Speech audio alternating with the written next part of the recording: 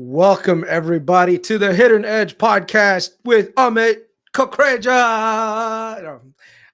Hey, welcome guys to the Hidden Edge podcast. Amit had to take a little bit of a Sam had to take a little bit of a break to take care of his daughter. So I am gonna be here alone with you guys for a few minutes. I'm going to give you guys some of my thoughts that have been recently going on in the market and how I've been positioning myself. Um, some of my winners, I'm just letting them run. The cruise lines are absolutely tearing it up in both business sense and also the stock prices. So there's not really much to do there. I see a lot of other companies like SoFi, Palantir, the more retail heavy companies, they're starting to run. So it's something to just keep in mind. It's not something that I'd say I would want to chase. I know a lot of people that are in it. Congratulations. You guys are probably killing it out in the market. So do your thing.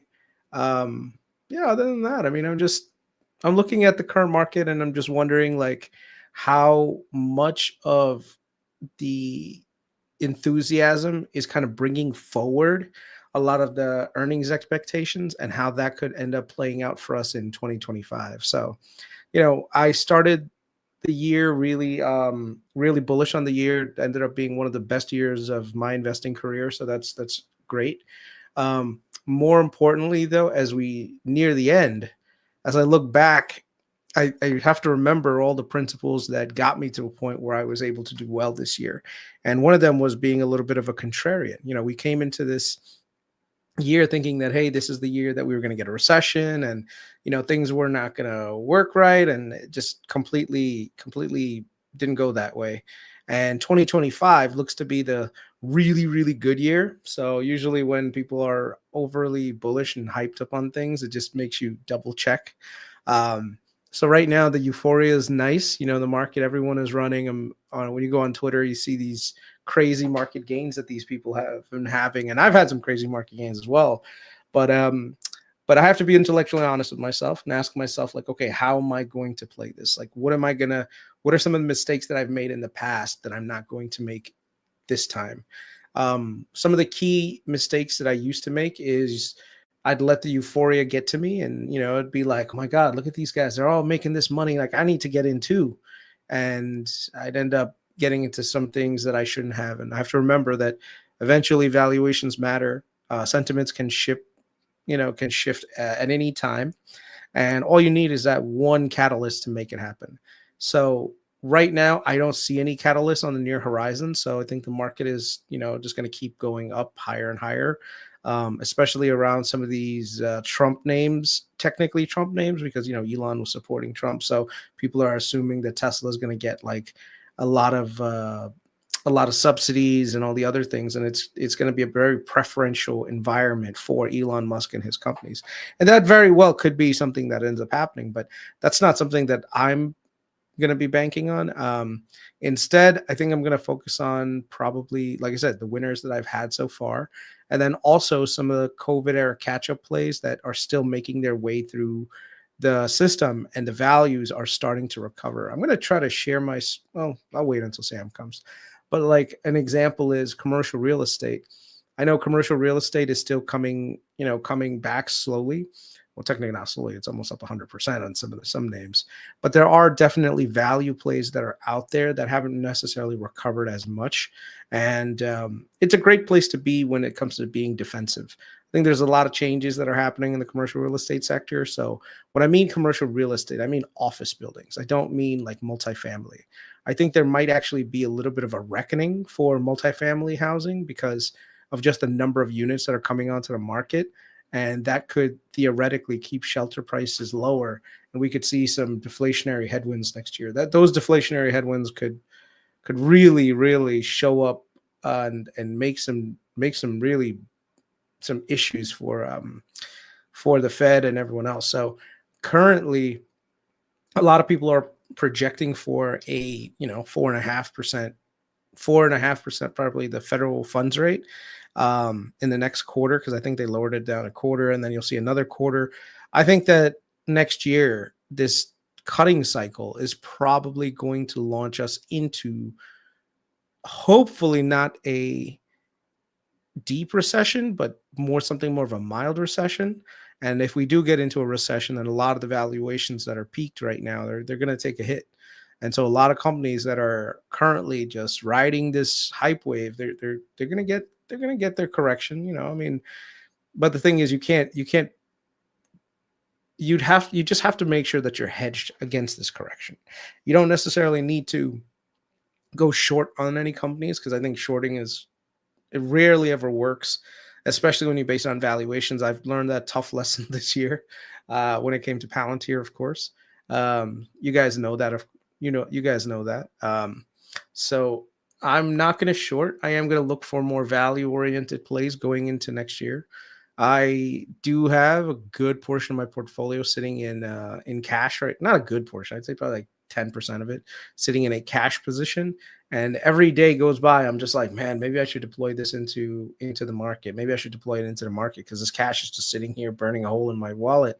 And that's the wrong thing to do. So instead, what I've been doing is just loading up on more like dividend plays and preferred equities that you guys know, so that this way, not only am I getting a yield out of it, so next year I'm going to be getting income out of the whole thing, but that additional cash flow that I am getting from this thing, I'm going to be able to hopefully pick up some things on the cheap and redeploy that going forward. So these are the things that I think I was going to talk to Sam about later today. So we'll see. Some of the questions on here, like CMCT has a 92% dividend. So I would not pay attention to quote unquote 92% dividend. These dividends are things that can be adjusted very easily. CMCT was definitely not one of the plays that worked out well. They have a lot of exposure to Austin's multifamily sector, and they have a lot of multifamily projects over in Oakland. And the thing is, like, neither one of the cities are doing extremely well right now. They do have a lot of other positive tailwinds behind them, especially when it comes to the California, like the changes that are being implemented in California when it comes to some of their crime issues, and that could hopefully reignite some of the areas. In which case, if the rents and general area start to increase again, you'll see CMCT recover. But as far as I am concerned right now, CMCT is not the place where I would want to be at this moment. Yeah. Other than that, I'm trying to think of other things. The 10 years probably something that keeps me up at night a little bit on where it is. Depending on who the president was and what kind of policies are going to get implemented. Those are the things that are going to really impact us in 2025. And some of the changes that President Trump is, or President-elect Trump is trying to push through. On face, it seems like it would be a net positive for the country, but in terms of like total economics, it's actually not good, because the economy works in a very very simple way, but then also can get very complicated. So one of the things is, it's easy to say, like, let's get rid of the government bureaucracy, right? That's the federal bureaucracy. And it's really nice. It's a great talking point. The issue is the federal bureaucracy is also part of the economy. So when someone in the federal, if that spending gets cut, yeah, it's good for the country, because it means that, we're spending less. But it also means that those people don't have jobs. If they don't have jobs, they don't buy goods and services. And if they don't buy goods and services, it brings down earnings for companies. And then those earnings end up getting translated into companies cutting back on services and hiring more people. And so you get this recessionary impact when you have like these massive layoffs. So the key is going to be around how is the Trump administration going to enact a lot of these cuts without causing a recession? Another factor to also consider is a lot of real estate on the commercial side was bought in 2020 and 2021. A lot of that refinancing happened. Commercial real estate typically takes like a 5-year, usually has like a 5-year loan period. So a lot of loans are going to be coming due in 2025. So, when they come due, you're basically, the bankers are going to be asking you for the higher interest rate now that we have a higher interest rate environment. That could lead to some defaults. And if it leads to defaults, once again, the value of properties comes down, asset values come down, people feel poor, If people feel poor, then you're gonna get once again a more recession. So these are the kinds of things that are always going to be challenging to deal with. And like I said, I really hope that the administration does a good job in that. Otherwise, what they're going to do is they're going to get a Trump presidency that's early on going to be very difficult for the markets. In which case now everyone is going to say, "Oh, look at Trump. He wasn't the pick that we needed. It should have been Kamala," and blah blah blah. So, oh God, thank you. Back. I hate talking to myself. I don't know. I was actually sitting backstage. I don't want to ruin your flow, so I was that, thinking, man. I hate that shit, bro. I hate that. I don't remember the last time. I don't remember the last time you appeared like solo. Like I was just like giving the people what they wanted. I know. Well, I mean, the only time that I remember you did that was when you did the giveaway. You did like giveaway, and then you started on your channel. I was just like, bro, I hate solos. Missing like 3 other figures there. I can have a conversation with somebody like that's on the other side. So I feel like I'm having a conversation with you. But dude, I can't talk into the camera. Like I feel like an idiot.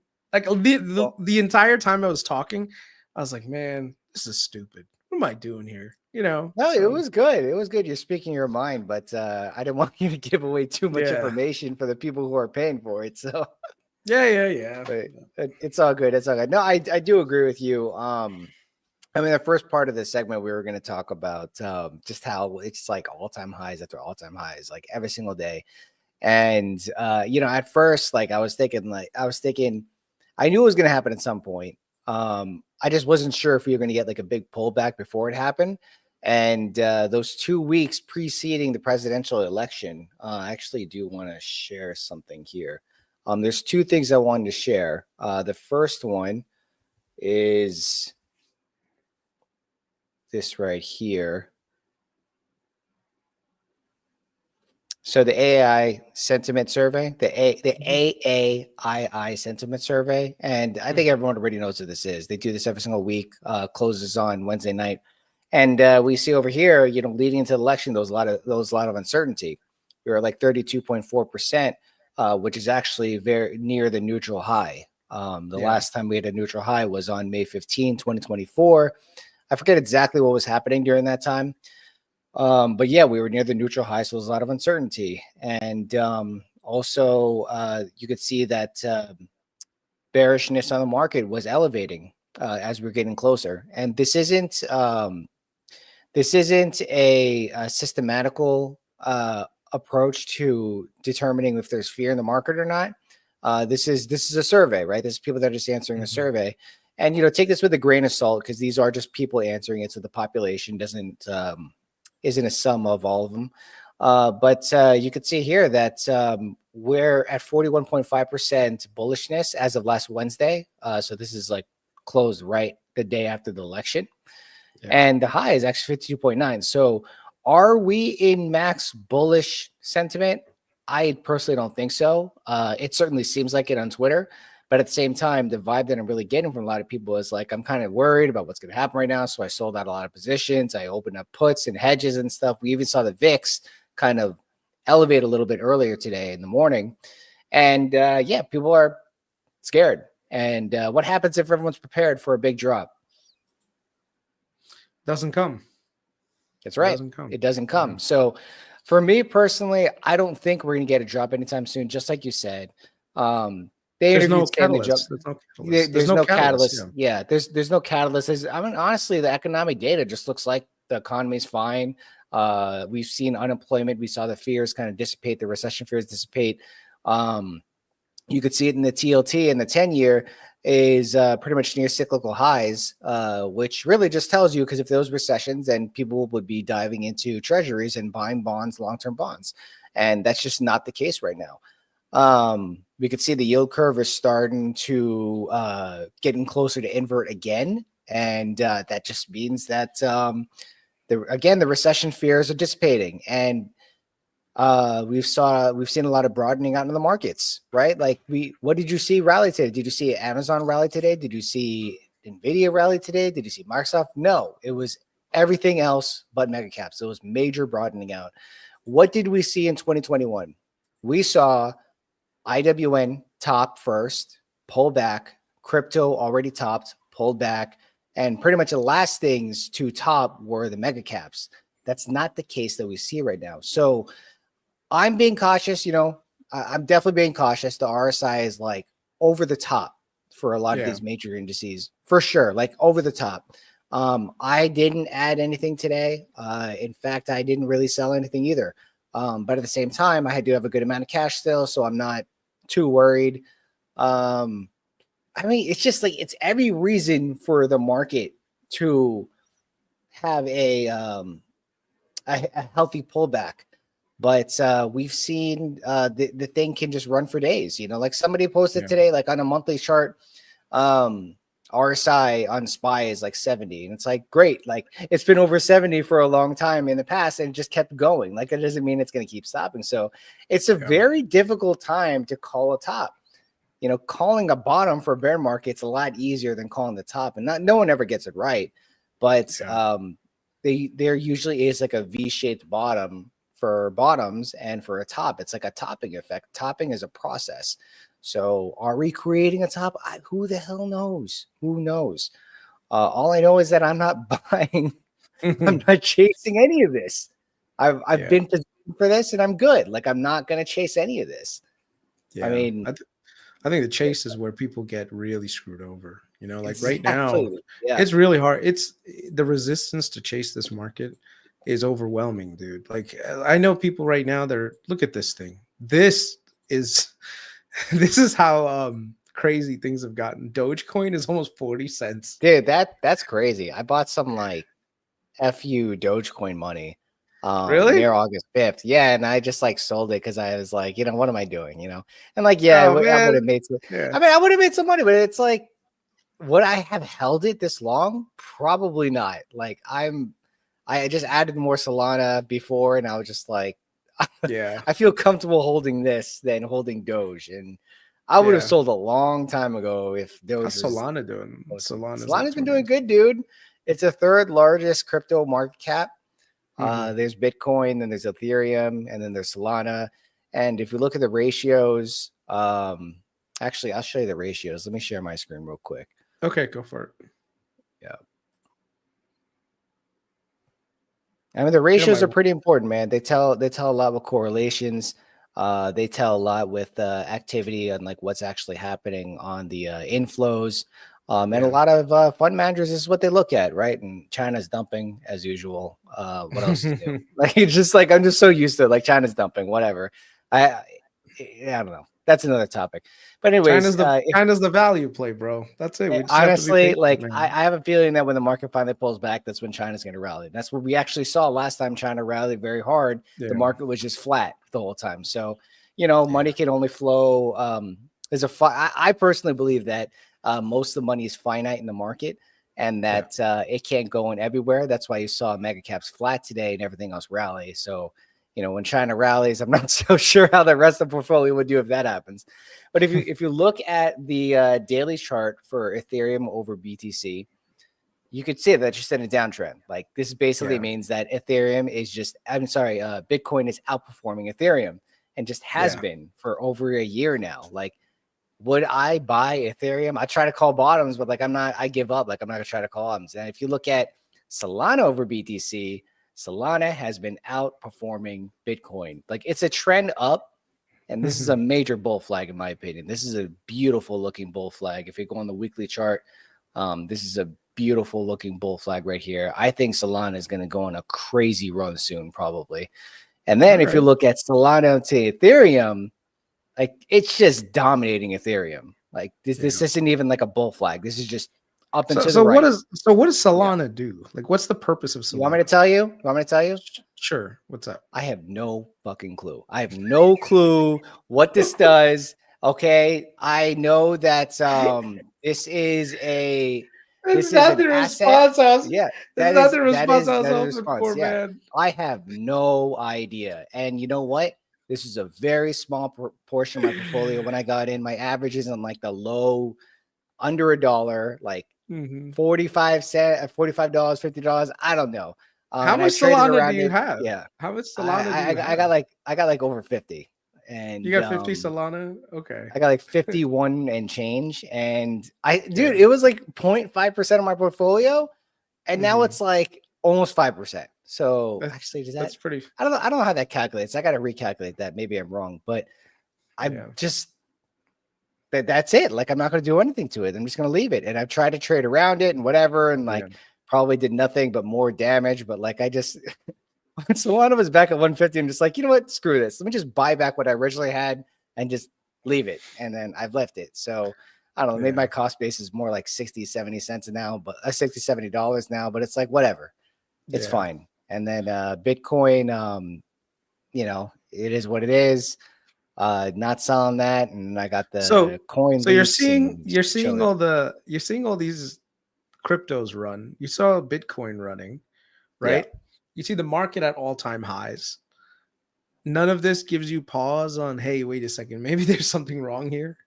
Like, does that even register? No.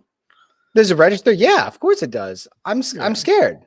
I'm scared I'm going to lose out all my gains, like just in the next couple of days. And I mean, what am I going to do? Like, I don't need the money right now. I don't need it tomorrow. I don't need it for I don't even need it. Like, I don't need it right now. Like, I'm not going to retire for a while, you know, and I have a job. My wife has a job, knock on wood.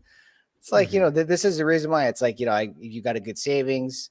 You got a good you got a good emergency fund, you got a good savings, you have diversified investments. You know, for me, it's like, you already know me, the majority of my asset is in my house, right? Like, I live in LA, like, it's just mostly there. And you know, it's like I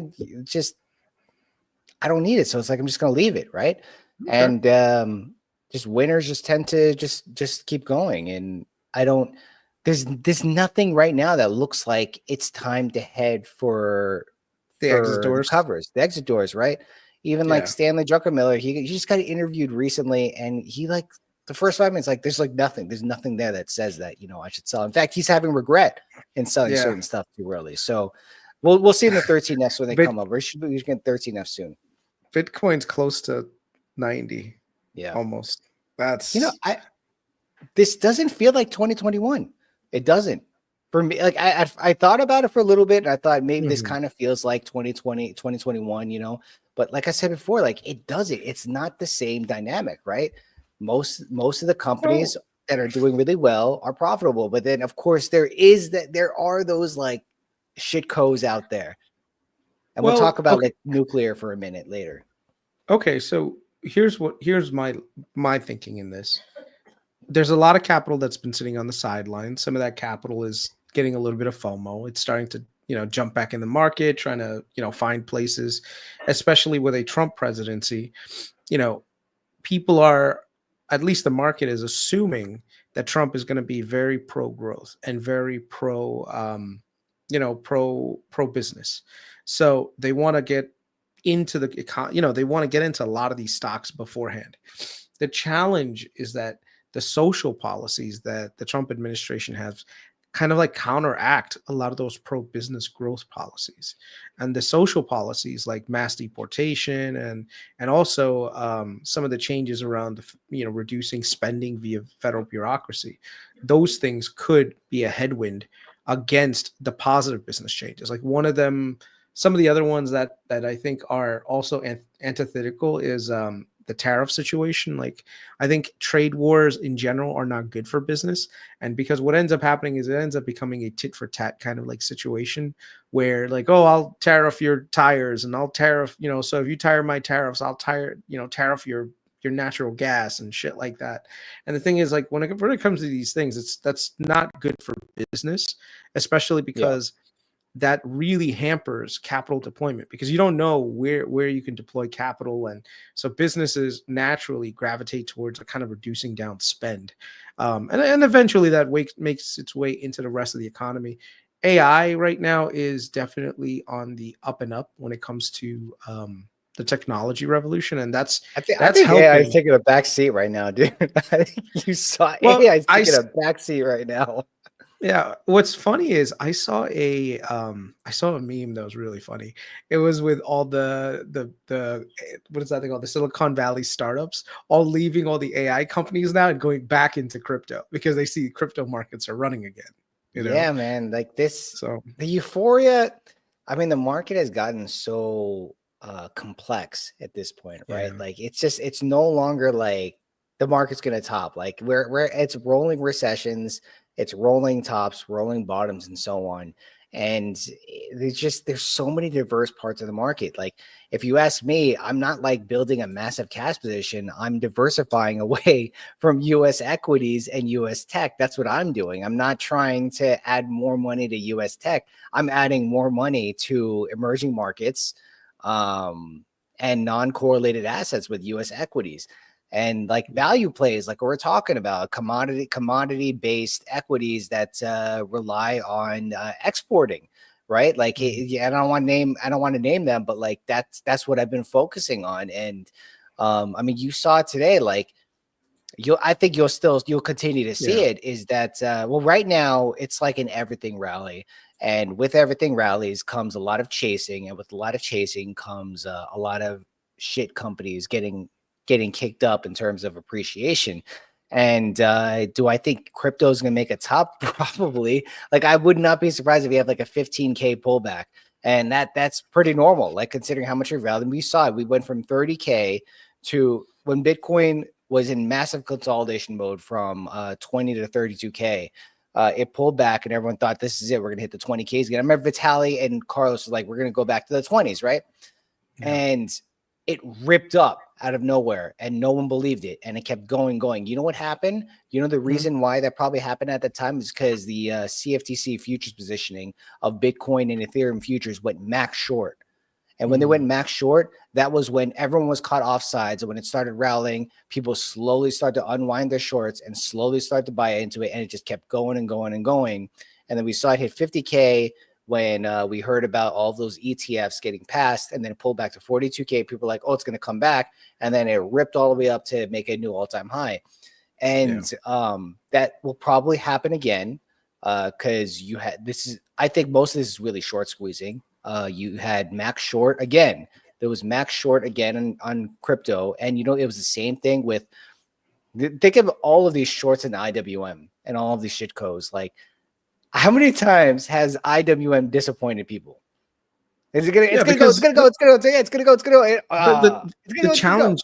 The challenges with IWM is that you have a ton of unprofitable pharma companies in IWM, which really limits its growth. I mean, but then again, you know, the few that do get across and become mega monsters, you know, the minute that they become monsters, they end up going into the mid cap section. So it's almost like the IWM is where you have the high return potential companies, but then also the best ones eventually leave the index and migrate their way into the S&P 500, right? We started to see that. We started to see that with a lot of companies. And you know what? I'm long small caps, but I'm not long the crappy ones. I'm not long IWM. I'm long the good one. Yes, I sold out of the TNA DJing calls for a loss. Yeah, go ahead. So I think that's the key right there, which is if you don't want to be part of IWM, the better thing to do is look for the value plays within IWM. So like last year, I think one of the most successful trades that I've had was TFC. And I know a lot of people, you know, when everything was happening, I know I got a lot of shit about regional banks. Like I still remember all the fucking lampooning I got about regional banks, but every single regional bank, like I posted something on Twitter and I kept it posted there, how crazy value the regional banks were at the time, and they've all shot up significantly since that moment last year. So, you know, when it comes to it, so instead of being in IWM, it's probably better be in KRE, right? So let me just share the screen. Like, look at what is that? That's KRE. Back. Yeah, It's back to the banking crisis. Yeah, look at that. And especially if you got into something that was a little bit more leveraged, like DPST, put that in. That's tough. You got to time that correctly. That you have to definitely time correctly. But you can see that it's been on a tear lately. Yeah. Look at that. It's up almost to 150. So, you know, if you don't want to be leveraged, you know, just stick to the KRE and, you know, you'll do well on that. 100%. But quick 100%. Even if you got in like before Trump was elected, you would have made 50%. Like that's I mean, I don't know. You know, you can't catch them all. To be fair, just go to regular KRE. I want to see how far the index is from its all-time highs. Okay, looks like we are. They're back to somewhat normal again. 15%. Okay. Yeah, I mean, this is already there.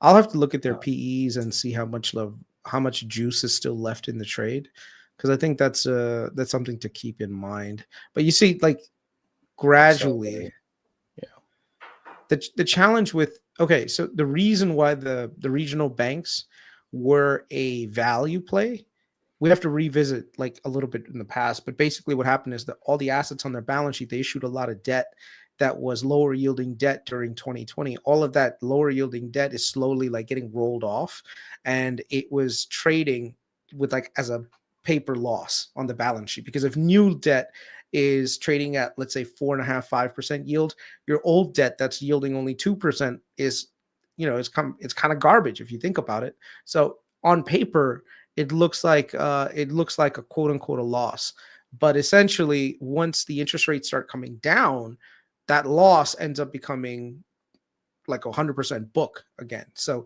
that provides a value driver in the future higher. So the thing is, it's almost like, remember, if you took it, like the example that I would give is, imagine right now I took $10, right? That is my balance sheet. I gave it to you. I lent it to you for 2%.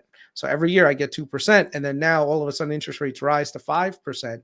Now I look like I'm an idiot because I only lent you, I lent it to you for 2%. So on my balance sheet, that's going to look like let's say an $8 like position. Why? Because if I tried to go out into the market and sell that debt to somebody else that's still only yielding 2%, people are going to say, I'm not giving you $10. Like, I'll give you $8 to compensate for that higher interest rate that's currently out there. And so because of that, you have something called AOCI losses. And those AOCI losses really impacted Silicon Valley, First Republic, and everyone else. I think the reason why you're seeing the regional banks rallying is because Trump is a lot more deregulated, is a lot more in favor of deregulation, especially among the banking sectors. So that's where you're seeing a lot of people say, "Oh, look, a lot of the changes that the Federal Reserve wanted to implement under something called I forgot what it was." Some of the new regulations, they're kind of being rolled back a little bit. So a lot of these banks are doing well. They don't have to maintain as much capital and CET1 ratio. So the entire banking sector right now is slowly recovering, which is good to see, because the regional banks were they were very exposed, and they still are exposed to like commercial real estate right now. So just keep that in mind when it comes to commercial real estate. But this is the one thing. Can you show my screen? This is the thing that I think causes the recession for us. Okay. So right now, China is going through this right now, because if you look at China's real estate sector, like property sector, has been very weak. Why? Because they had a lot of building, and all the regulatory changes that the Chinese pushed through really caused a lot of these big name builders to go bankrupt. So you have unfinished projects all over the place. There's more inventory out there than actual demand. And we're actually starting to see some of this creep up in the housing sector, right? So you can see here that the total number of active listings in February, or let's just do a year-over-year comparison. So like in October of 2021 was 565,000 active listings in the United States. By 2023, it jumped to 752. 2022, it jumped to 752. Last year, it stayed roughly the same. So it stayed around 755, like, so 738. So basically even. This year, it's almost 953,000 active listings. And the thing is, these active listings, what they're doing is you see this trend, and it's trending higher and higher. This is good for people looking to buy houses, but it's one of those times where sellers, they're looking at the valuations of their homes, and they're not willing to sell, and they're not willing to depart.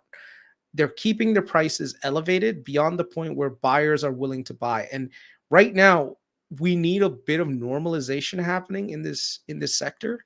So the thing is, like, with interest rates coming down, like, quote unquote, the Fed lowering interest rates, that's fine, but that's not going to move the mortgage needle lower. And if it doesn't move the mortgage needle lower, that means that mortgages are going to stay elevated at like the 6% range is what everyone is talking about right now. So if it stays elevated at 6%, what ends up happening is now the only way that you're going to get affordability to make any sense with all this inventory coming to market is going to be price reductions on homes. And if price reductions start hitting an area, what tends to happen is all the comps in that area start to go down as well. And then you eventually have a whole bunch of price cuts in a certain area. So regionally, this is something that we have to be very cautious of, because this could have something of a negative wealth effect on a lot of Americans who, just like you said, the home is the primary wealth driver for you.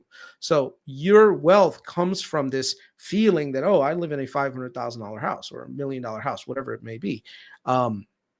If the price of that underlying asset goes down, now you're feeling a little you're feeling less wealthy. So you might spend a lot less. And if you spend a lot less, it just reverberates right into the rest of the economy. So this is something to just keep in mind for 2025. So housing inventory and interest rates are going to be like at the top of my radar, because I think that is where the opportunity is to figure out, okay, if housing is turning and it's turning negative, we're getting a recession. Like, don't even get me wrong. Yeah, I mean, I think it's normalizing, if anything. Like a lot of people that look at like the spike in unemployment we had prior to the last couple of months, and it set off the SOM rule and all that stuff, or whatever it's the indicator or whatever all that's called. And it's really just normalizing, because like we had COVID, it threw everything off. I'm sure if you look at that housing inventory and you kind of zoom out a little bit, it goes all the way, like we're making the same highs that we've made since 2018, look like in that chart. Yeah. I mean, it's really where it should be, in my opinion. Like homes shouldn't be selling like hotcakes like it was with the 0% interest rates, sub 3% mortgage rates. They shouldn't be selling like that. It wasn't a normal time. It was definitely a lot of helicopter money that got set out, 0% interest rates, pushing liquidity into the system. And, if you ask me, like the Fed isn't necessarily doing QE right now. In fact, they're still doing a little bit of QT with lowering rates. So like they're not, it still is I would say we are still in a, well, they're cute. They're doing financially, they're still doing QT like 30 billion. Well, but they're not. They're letting the market. They're letting mature. Yeah. They're just letting them mature. So it's you're right. It's technically QT. They're not doing QE. Are we in a loosening monetary environment? I don't think we are. And I think the Fed knows that. The market certainly doesn't think that way. The market thinks we are in a money printing environment. We are not no money printing. And I think the market is setting up as if we're going to be in one again. And we are not heading there. We are heading for neutral rates. We are not heading for 0%. We're not even heading for 2%. We are heading for neutral rates, which means a normalized environment. I agree with you that, that's probably what I'd be fearful of. I don't think we're there yet. The market is definitely overvalued and things are getting euphoric right now, but I don't think this is 2021 where everything is like buy everything, everything's going up. I think it's a little bit more selective now. But we are getting to the point now where people are getting a little more risk friendly and a little more gambly in the market. But you go ahead. I don't need to change the subject. No. Take a look at this. This is once again another thing to also just keep in mind. Like you see the median sales price of homes, it's actually moving down, man. Like it's flat. It seems flat, but any move down is actually not good for the sector. And the thing is, like if you look historically, they appreciate at about a 2 to 3% gradual pace going all the way back. And then you have these moments like where things come down, right? These points where things come down like this, like moves down. Number one, they do forecast a recession.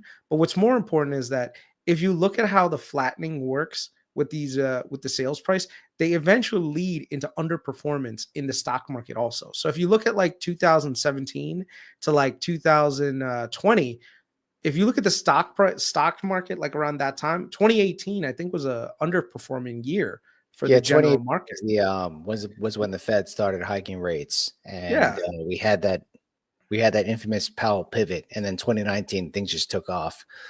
But I mean, if you do look at a chart though, 26 to 2006, 2007, halfway through 2007, October 2007 specifically, the market was just balls to the wall. But everyone, including the media, knew that the housing market was falling apart. But the market continued to make all-time highs like that. If we were in that situation where there was something so obvious that was happening, but the market kept making all-time highs, I would agree. I'll be like, everyone put their hard helmet on, like something's gonna happen.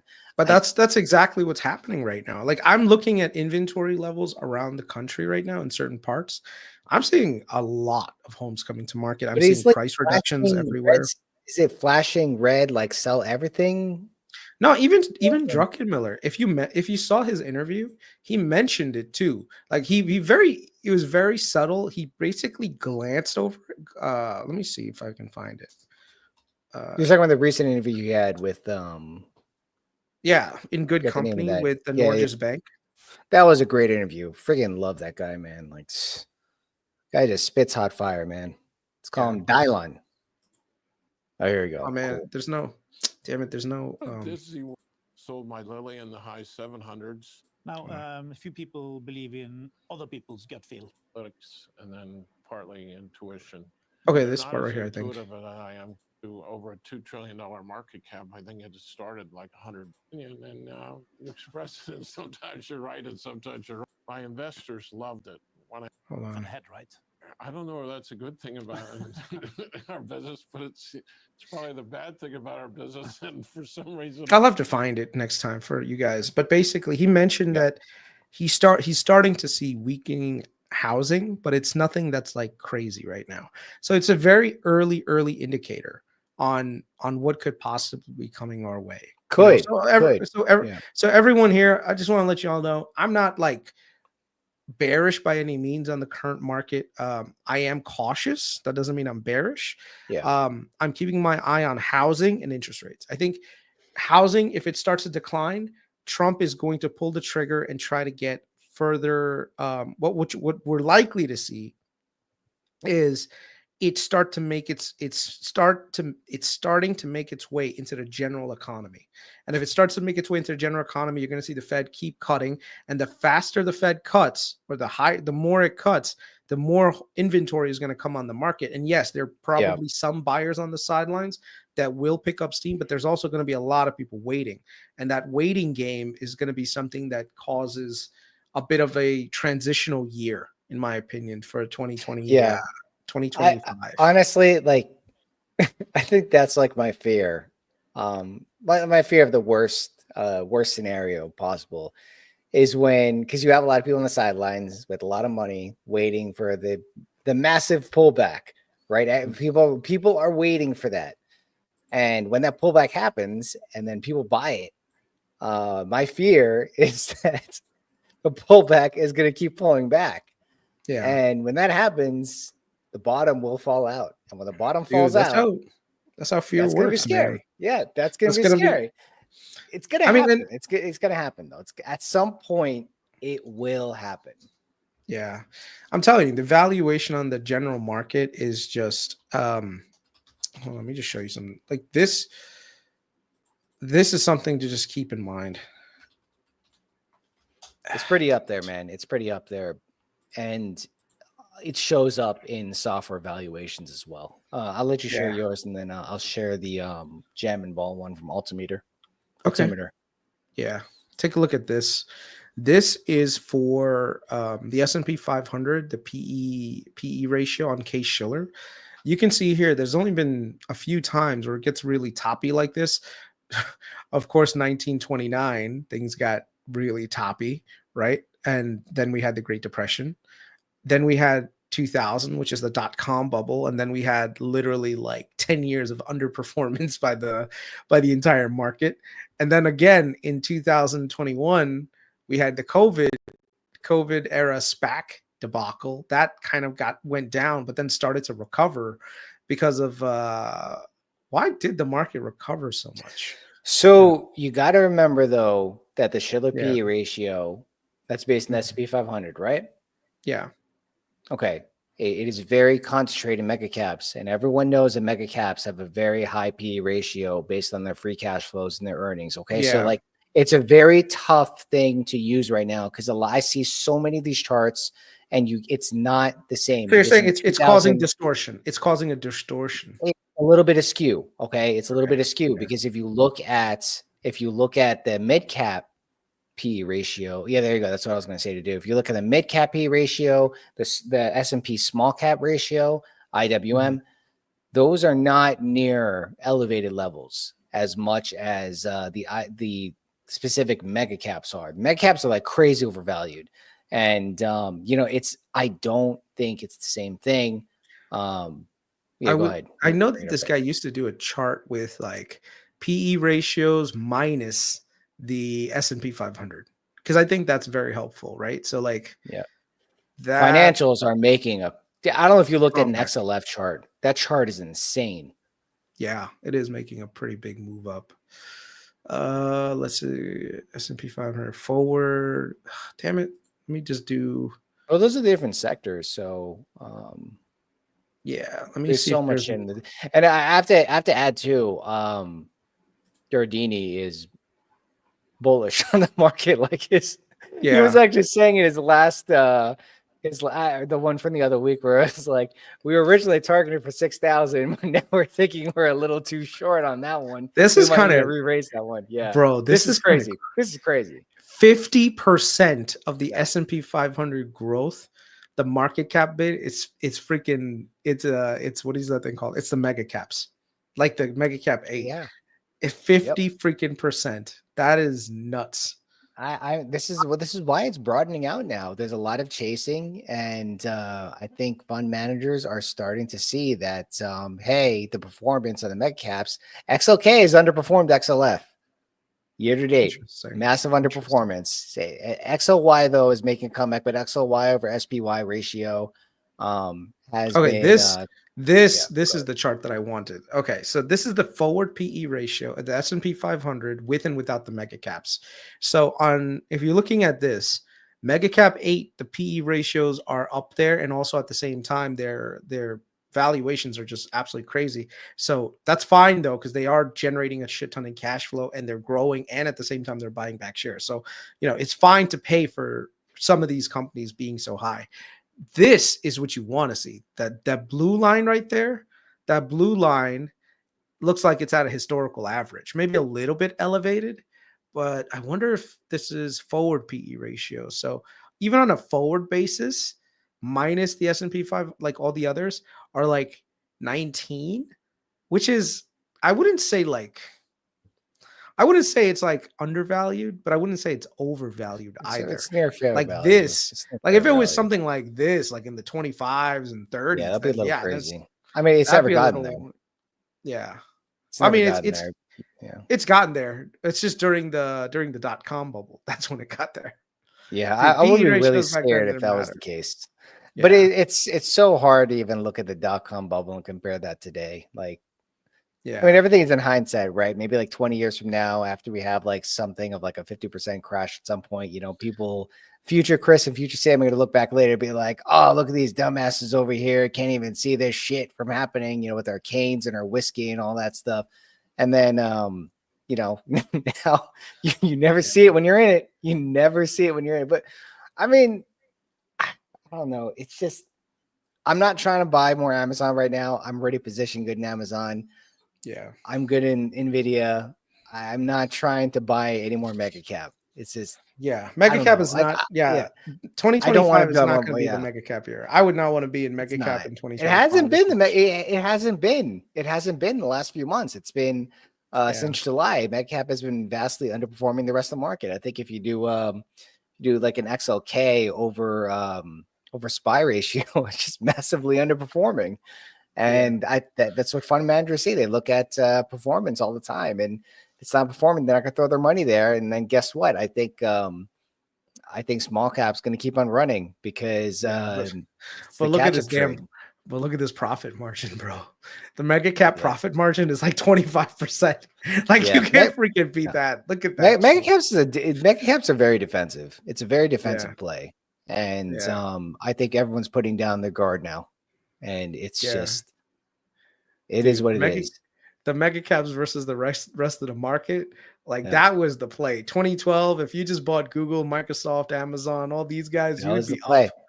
That It was the play for definitely. a long time, for a But very it was long all, time. That was the but it play. was also Yeah. the play right here during the bottoming process when Meta and all of these guys took a hit and they recovered really fast, because what they were able to Yeah. do right here, you can see based on both charts, they were able to optimize their business and grow their profit margins like crazy, right? So That's why they it call all them came 97, down. man. That's why it just really comes down to operating leverage and operating efficiency. If you can increase that, then that's like, I mean, look at this. It went beyond the goddamn chart. Yeah, they got to decrease the scaling. No, I mean, I think one thing that I'm pretty glad about is that. Are you still sharing? Yeah, I was just looking through this. Okay. No, it's crazy the amount of earnings on the S&P 500. How much of it is literally coming from the mega caps, right? So it's like it's mostly mega caps, man. The mega cap 8 share of the S&P 500 capitalization is about 30% right now. So that means that the total, every business in the S&P 500, 30% of the market cap is just these 8 companies. And Tesla's been running lately too, so I don't know. The Trump trade is getting a little extended, in my opinion. I don't think it's going to like retrace or anything, but yeah, it's getting a little like the Trump trade is getting a little crazy at this point, like to the point where it just doesn't even make sense anymore. And I mean, Tesla has always been, in my opinion, has most of the time been detached from its fundamentals. And like today, it's just pure chasing at this point. Pure chasing. And you know why I think it's going to keep going is because like there's people who were uber bullish Tesla and now they're buying puts in Tesla. It's like first of all, you caught the wave.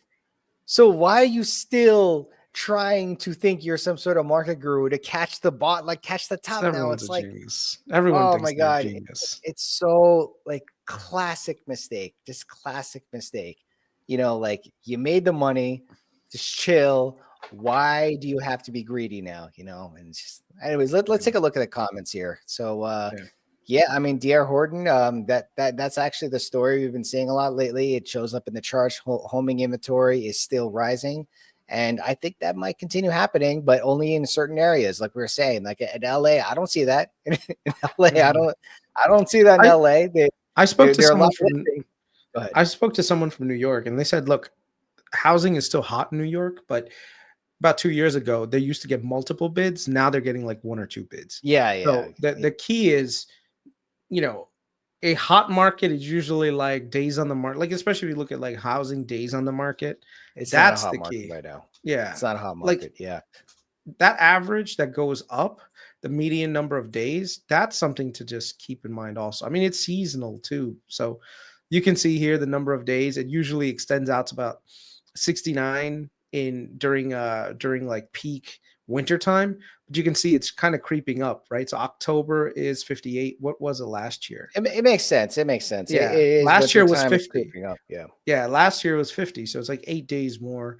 And then October, like in 2022, it was like 50 days. So if this keeps creeping up, it just goes to show that there's likely to be at least a shift into lower inflationary environment, because shelter has been leading the way on and keeping the I know, and people don't even talk about inflation anymore. Everyone's focused on the jobs now, but I think the inflation thing is like there are certain people. There are people right now that are like thinking that inflation is here to stay and that it's going to stay. I'm going to call bullshit on that. I think inflation is going to come down significantly next year. Yeah, I think it'll be down to like sub 2% actually. And if it gets to sub 2, and if it gets to sub 2, then that means that the Fed will have ample enough room to keep cutting. The only thing that's going to keep things higher is wage growth, which a lot of people have locked in. But if the economy starts to slow down and you see like jobless rate start to come up, you've got yourself a pretty big recipe of things coming down. So consensus is actually inflation's going to pick back up. Hey, listen, if consensus is wrong, then we're gonna get ourselves a giant move downward in TLT. So thank God, man. Seriously. Bitcoin just hit 90K. Oh my goodness. Insane. You know, do you see, like, I don't understand why people think it's going to go to 2.6. Like, what makes people, like, what is the reasoning why it's going to go to 2.6 in October, other than maybe just this market gyration? But that's post election. So why would they think that it's going to be 2.6? Like, what's the catalyst behind it? I honestly don't know. I don't know. Especially with housing demand slowing down. Let's Google it. Let's see. Why is consensus higher inflation in October? What was it last year? Did it grow in October last year? Oh, I gotta go back a little more. Hold on. It says used car prices spiked. No, it went down, but that was like kind of a different time. I have to go back a lot further than that actually to get a better look. So let's see here. I'll write a Patreon post about it. I'm going to do the research. I'll research and go to the Patreon. 2019, it went up from September to October. Yeah. Yep. Actually, 2017, it went down. 2018, it went up. I don't know, man. It looks like it's normalizing to me. It doesn't look like it is. I don't think it's going to go. Maybe it might overshoot, go below 2%, but I don't think we're going to have deflation. I think we're not. It's not deflation, just massive disinflation. You know. Well, we are having disinflation right now. Yeah. No, I'm just saying it keeps going to go. It's going to keep going down to that. It's going to overshoot. It'll overshoot, especially if oil keeps on falling. It's going to overshoot. I mean, oil is kind of oil is a telling sign for China too. Like if oil is dropping, China is not doing good. Like when oil picks up, then that means China's doing good. Like that's usually China's usually correlated with commodities for the most part. Yeah. Also, we'll see. We could also see a hotter winter. Like that's another thing. If we get a hot winter, then nat gas prices are also going to probably come down.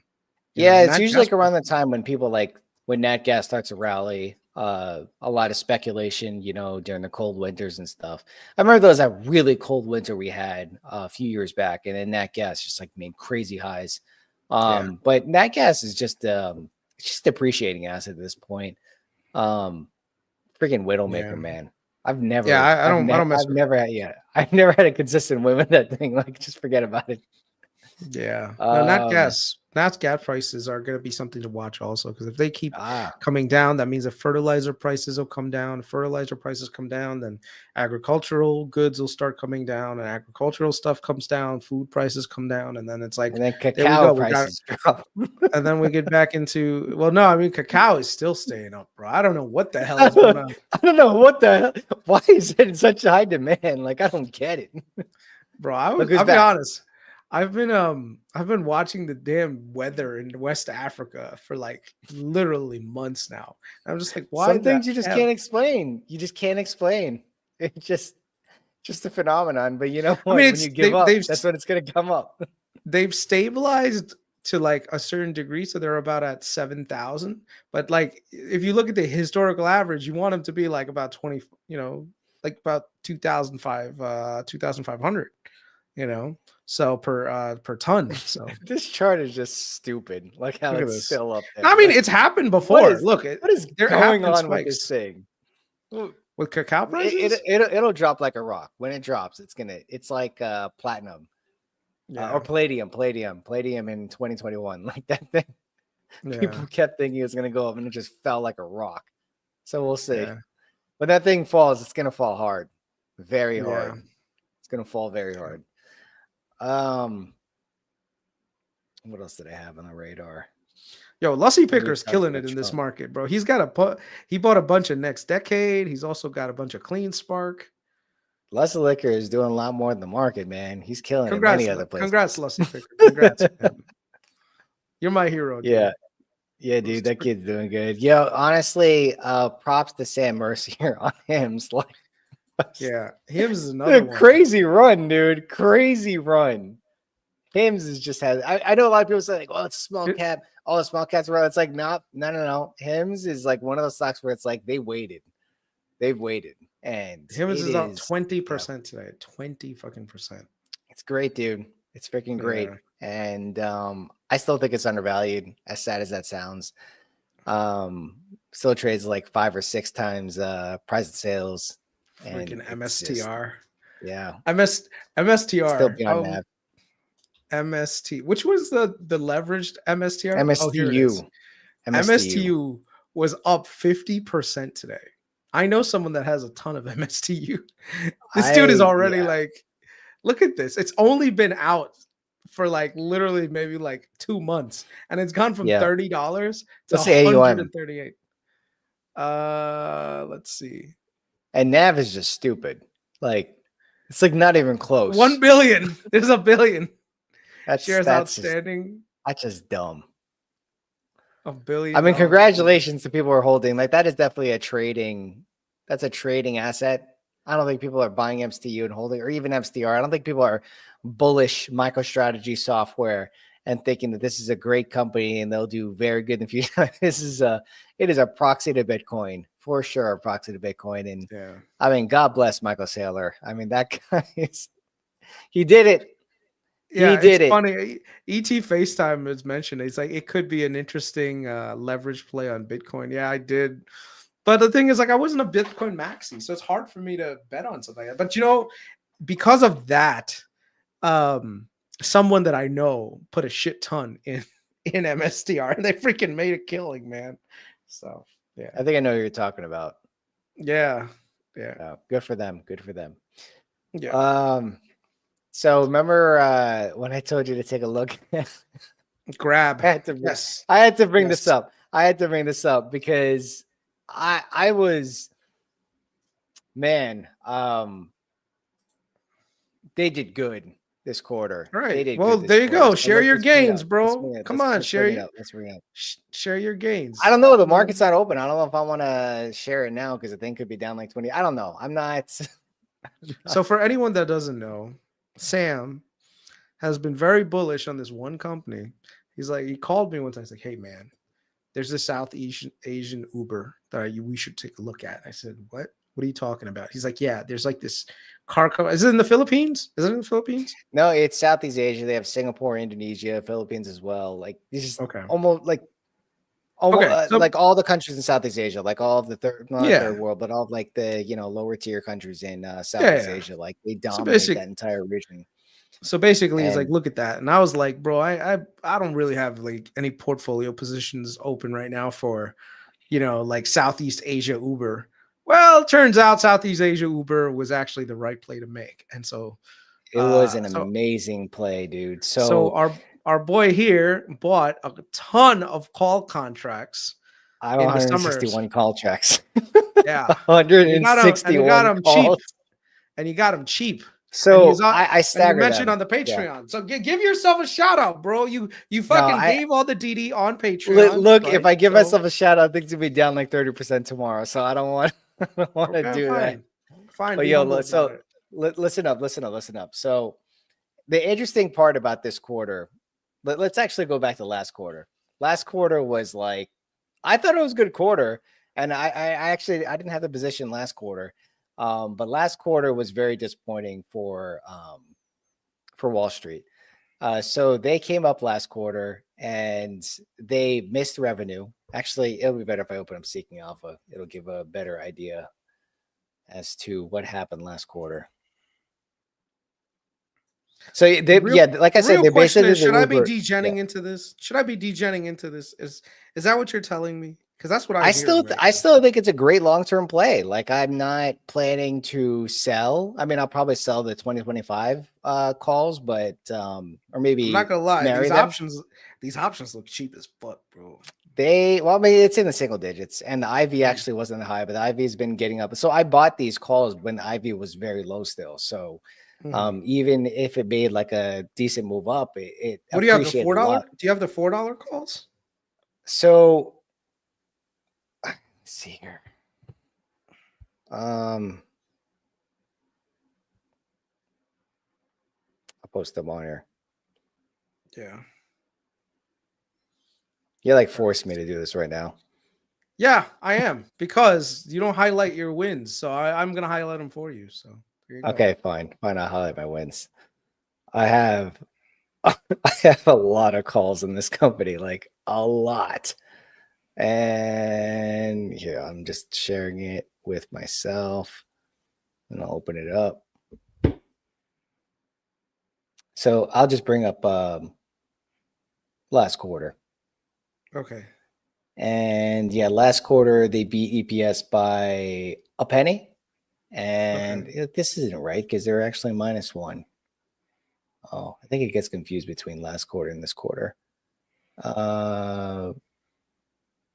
Okay, so last quarter they actually, yeah, this is, oh, that's right. It's showing, okay, so last quarter they actually missed on revenue, and they were pretty much in line with EPS, and they were still not profitable. And like Wall Street hated it because one of the things that happened last quarter was that they actually, I want to show the last quarter's presentation because it shows it a little bit better than this one.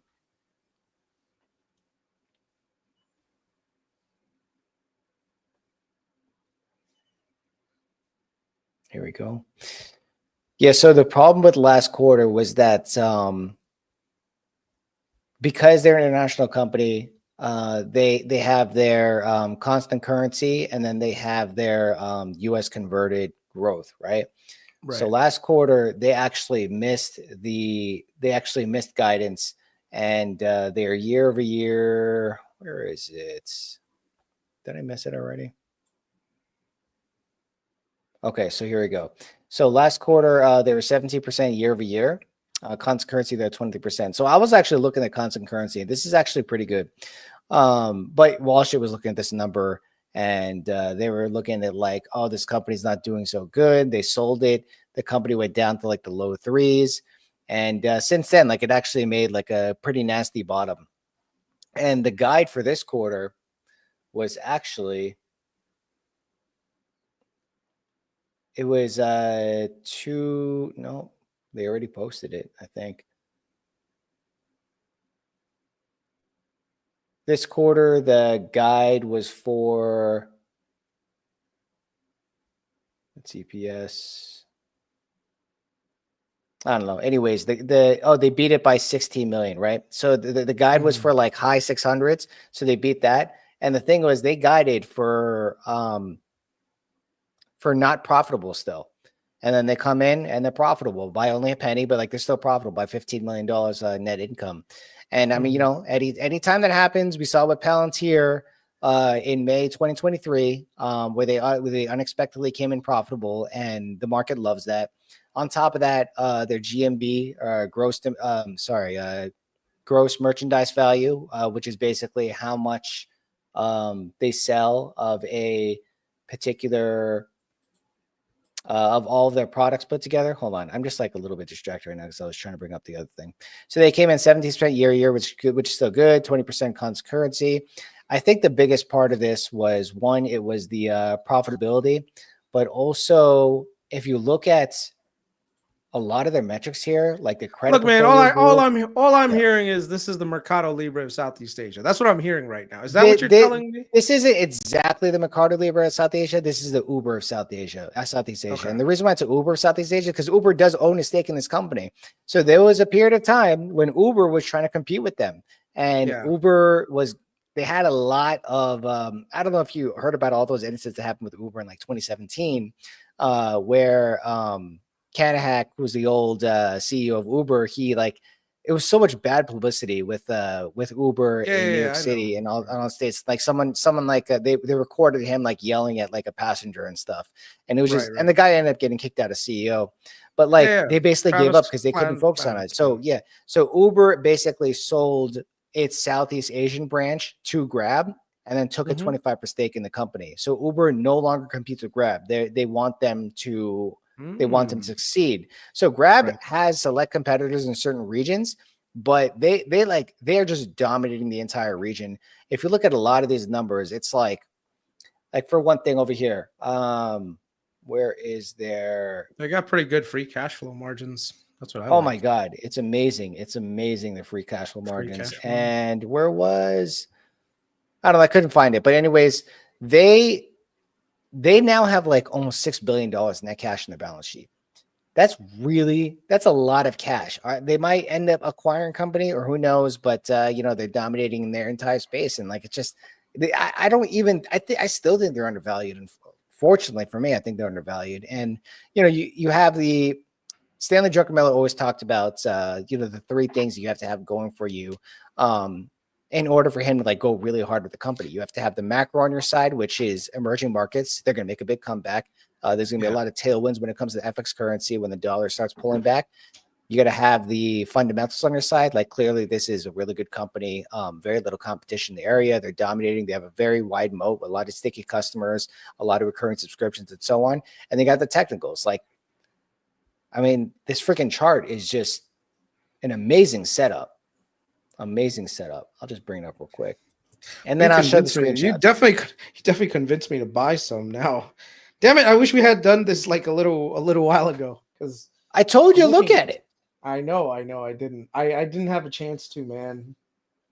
Now I told everyone. I told everyone in the group too. I told everyone too. So it's coming into this earnings. Like, look at this freaking chart.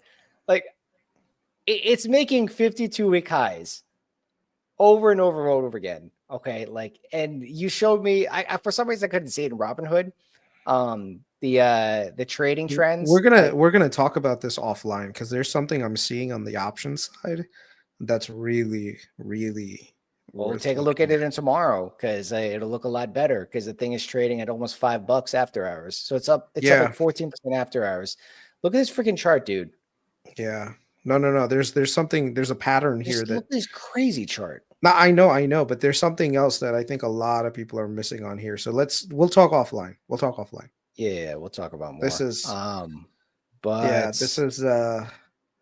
let's I know we have a few members that might be from Singapore, so let's ask them about this thing because I want to know that this is not vaporware. If I find out this is not vaporware and this is real shit, then this could be something that we literally can like really make some fucking good money on. I'm literally like, I'm looking at this. Yeah, we'll talk about this. So don't freaking do anything to your calls. Don't be greedy, bro. Don't be greedy. Don't sell them too early. Keep that shit. I don't want to sell them too early, but Ruben, are you from Singapore? It is real shit. Real shit. Let's see. Check this out. Okay, so this was, I had 100 of these. 100. Did you fucking sell some? No, I sold half. I sold half. Right. I sold half. You know, I got to take some risk off the table, but like it's up like 200%. And then I also had these, and I sold half of these as well. And so look at the comment section. Look at the comment section. I also had these. Oh, you got plenty. All right. I have 161 left. I used to have 250. Yeah. Like I went Stanley Druckenmiller balls deep in this thing. Like, okay, the conviction was too high in it, and it was mispriced. It was below 4 times forward price to sales. Yeah, it just didn't make any sense. It was very clear they're going to be profitable sometime. Look at the comment section. Love Grab. Always use them when I'm in Malaysia and Singapore. Been to Southeast Asia. They're literally everywhere. I'm from Singapore, but living in Thailand, Grab is growing. You see, this right here is something you can't get in other forms. Like having, did a 2-month vacay in Singapore. They're pretty much the only game in town for transport and food. Bro, you sold me. So remember I told you, remember I told you I'm half Filipino. So I asked every single one of my relatives out there, and they all know Grab. A lot of my relatives, they live in like the middle of nowhere in the Philippines, and there's Grab over there. Like it's very popular. And one of the things that they're commenting on today's earnings calls, I haven't fully reviewed it, was like the widening of its moat, where you have businesses where it's very hard for them to get customers to walk through the door. But now that Grab advertises them, they're able to get those customers in the door to try their food. They like it. They keep going over and over and over again. Like they're helping businesses and businesses are helping them like that. Mm-hmm. And there's no other, well, there is competition, but like there's barely any other competition that actually does that. So, I mean, I don't know, man. Well, remember, if in Grab, how much? So Uber owns 20. Okay, so Uber owns about 25%. So one of the things that you guys will love is that whenever these Ubers or whatever, like they acquire these companies, or at least stakes in these companies, what they tend to do is there's ways to do technology transfer, right? So right now, imagine all the infrastructure that Uber had to spend in order to basically do all the relevant workarounds that they need to basically get everything done. If Uber's taking a stake in these guys, that means that their future is tied to, well, Uber's future is kind of like going to support them, right? And so all of that technology is going to be transferred. Now, here's the funny thing: while you were talking, Dara is on the fucking Grab's board. Did you know that? On the board of directors. Dara Khosrowshahi from Uber, the CEO. Oh yeah, no, that was actually one of the agreements that they had. Someone joined the board over there after they purchased stake in them. I think Dara was actually Dara's on the Uber on the board. Yeah, no, that was the agreement. He joined the board of directors as part of getting stake in the company. And you know what else is funny? Baba is also invested in these guys too. You know, that's interesting because there is Didi, who's like the China Uber, and they're growing as well, but like that's just China, so it's not. No, but dude, that means that how much? Okay, so how much of the ownership is? Let's take a look. This is the ownership structure, and their CEO is legit. Are you on stock analysis? No. I'm just looking for just some data points. Okay, so who are the largest investors of these guys? Okay, yeah, just show it to me, bro. I want to bet alongside Dara Khosrowshahi. I want to bet us along. They got SoftBank owns about no. So that's from 2023. Okay, so that's still active. Okay. Yeah. So Uber is 13. Oh, you're right. Didi 5%. Yeah. Morgan Stanley, BlackRock, of course. Yeah, man. I mean, bro, I'm waiting for those. Yeah, bro, this is a problem though, man. You should have mentioned this way sooner to me, bro. I'm just saying. You kidding me? Are you kidding me? You caused me to miss out. Are you kidding me? You didn't told you about this. I'm gonna pull an Amit here. I told you about this. I'm gonna be like an Amit right now. No, I'm just gonna say, yeah. Don't act like the cruises didn't do good either. Like the cruises. I know, but honestly, bro, you didn't convince me enough to buy Grab. Sorry. Just saying, like, okay, I'm sorry.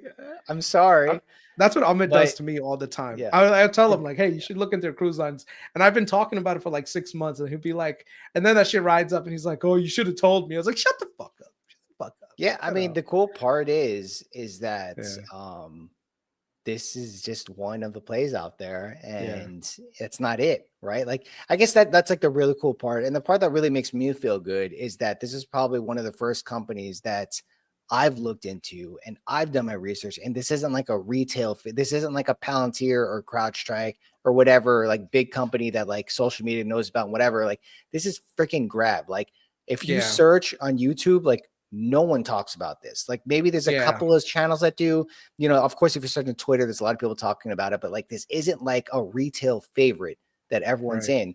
And there was like this one dude, Rodolfo something, random YouTube video I found of him because I was trying to look for more information on it. And, you know, the people, I would say like YouTube is a great way as like a starting place to get like, you know, kind of like the high level on something to get you started. And you have to go out there and verify yourself to build that conviction. Like, it's very hard to like watch someone else's like content and like, oh, I want to go all in this stock. Like, cause if it goes down, like, how would you want to hold it? You don't know anything about it besides the one person. Like, this is probably like one of the first companies where like I spent probably like 20 hours of research in this company, maybe even more than that, to be completely honest. And I was just so convinced. And it's very tough because when I started buying, I bought like at like 330, right? And just shares. And it kept going You know down. what? I might just buy shares. I was actually looking at options. I'm like, fuck, why options? I'll just buy shares. It's cheap as shit. Yeah, they're pretty cheap because now the IV is a lot higher since it's rallied a bit. And it doesn't really make sense to buy options anymore. And yeah, the shares are pretty cheap. I mean, like when I say cheap, I mean like a nominal value, it's pretty cheap. So you can buy like thousands of shares. Like someone, you know, it's actually pretty interesting because on the Discord, like someone, like there are a few people that like follow me on it. And then like someone was like, you know what, I'm going to try this. I'm going to buy like 1,000 shares today. So that dude is going to be up a lot tomorrow, which is great because 1,000 shares ain't cheap. I have to go. So let's do this real quick. If you guys want to find out all the DD on Grab, you're gonna have to join the Patreon. Sorry, we're gonna keep everything hidden. So Wong, sorry, we are gonna have to keep all of our private, the rest of our conversation within a very close circle. We may not even publish this. I think we should. You know what? I think we should not publish this once this is done.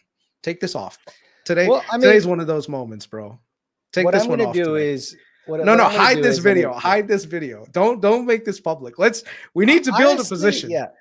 I don't care if there's only like 600 subscribers. I don't care. I want to be in this, bro. I just wait for really the upgrades tomorrow, man. You know those upgrades are gonna come in tomorrow, and it's gonna be up a lot tomorrow. Like so there's no way. Like I got 10,000 shares and 50,000 leaps. Oh, great, brother, man. I thought I was doing good. This guy got like showed up. Jesus. All right, well, listen. Let's end this conversation, okay? No one in the chat. You're not about to say anything to anyone, okay? We are let's Patreon is gonna make money, okay? So, shh. All right, close it off. Let's keep this private. This is like next decade all over again. We started talking about it, and that shit started to run up, and now it's like almost at freaking 7 something. Well, now we can talk about it because I already ran up. Yeah, it doesn't matter, but shh. Lussie Picker's like, I just bought shares 2 minutes ago. What you mean? You can buy shares right now? How'd you buy your shares? Is it trading on other markets? Man, Europeans. Europeans can do some shit. I'm curious what it's at right now, actually, now that I think about it, because 492. Well, I don't know. It had this after hours. It's not overnight in Robinhood. It's up 34% this month, 52% in the last 3 months. Holy shit. It's been great, dude. It's been very great. Yeah, so not for me. I'm not gonna lie. Like this whole day, I told my wife, I was like, I'm so nervous right now. Like I'm so nervous because it's not the money that's on the line. It's like my credibility is on the line. Like with this, if I woke up or if I saw Grab down like 20% after this, I'd be like, fuck. I'd be like, yeah, I'm TKO, man, TKO. But now it's like I feel great. Like the money's great, but like just the credibility is like that. That's priceless. That's priceless. And I'm going to like spam this shit all over Twitter tomorrow and everything. I don't give a shit. No, don't. Whoa, let me build a position. I got cash right now. You'll be fine. I think this is no. Don't be a dick, bro. This is going to do great, dude. I know it's going to do great, but keep it like, give me a quiet period over here. Okay. Which market is that? Lucy, which market is that? Is that the German market or?